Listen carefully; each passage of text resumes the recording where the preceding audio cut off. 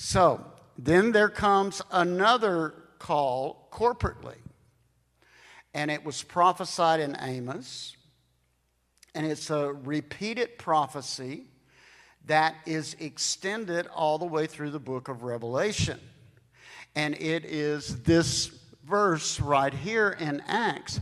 See, there is a war to build you for the future.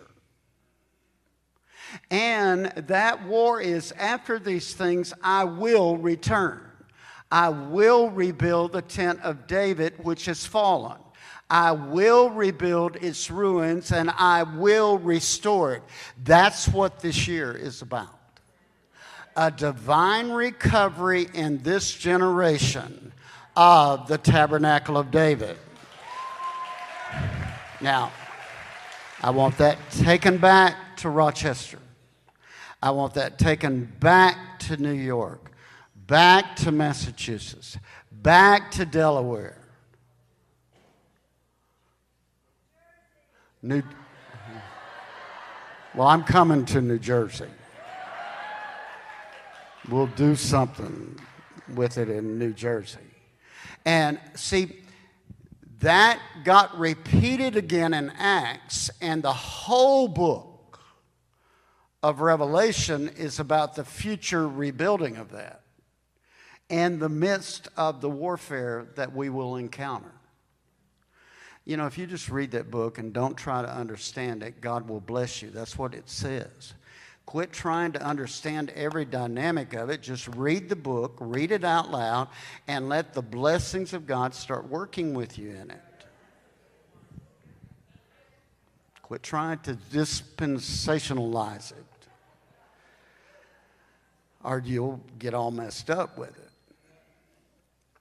And so you now are moving because God chose you and chose this area to start some rebuilding process of the tabernacle of David that's never been seen before. The beauty of this, look at the front row here, you have the four corners already surrounded. You're not building independently. You're building corporately. And that makes the moment that you're in a moment that you can unlock the kingdom. You're not building the church. You're unlocking the kingdom right now. And by unlocking the kingdom, the church is taking its new form for the future. If you keep focused on last season's building process called church, you're going to miss the unlocking of what is necessary to build, put together the structure for people to come into, because the church is not relevant right now in America. And it's not about the church being relevant, it's about the church being authentic. It's about us being what we were meant to be in the atmosphere, in the generation, in the time we were set, and in the place we were set. And without that happening here in Scranton, America is not going to move forward the way it should. Because God said it. I didn't say it. He didn't say someplace in Texas, which I could have driven to start with. And you have to look at it like that. There is something you have cried out for that He's ready to manifest.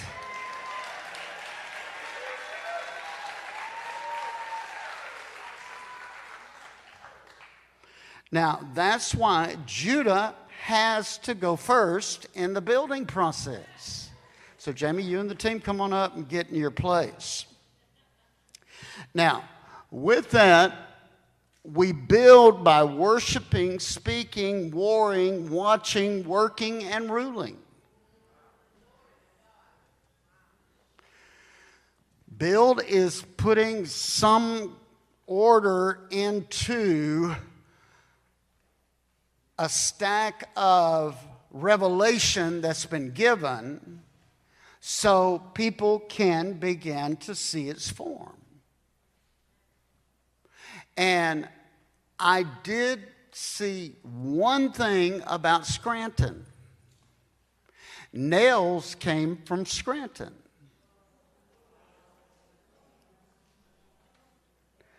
So without the nails, you're not going to be able to hook things and keep them together right.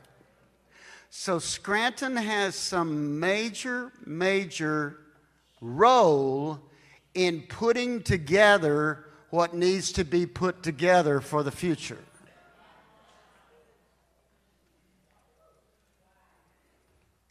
It wasn't some awful thing you've done. You have a redemptive spiritual quality that no other place carries. That you can take that quality that you see in the natural and bring it into the reality of the future spiritually. In the same process, there's Mary and the team, and there's Abby working, and Pennsylvania and Ruth. Pennsylvania is being unlocked. Now, what would that mean to America? It would mean simply one word: freedom again.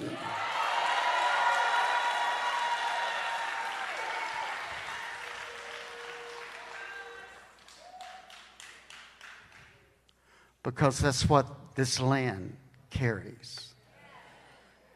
That's what the commonwealth. It would mean a unity in the body. You're called the Commonwealth of Pennsylvania. That is not the same thing as the state of Texas. The Commonwealth, the common good of the people coming together to demonstrate something that could not be seen elsewhere. It's amazing what God is doing.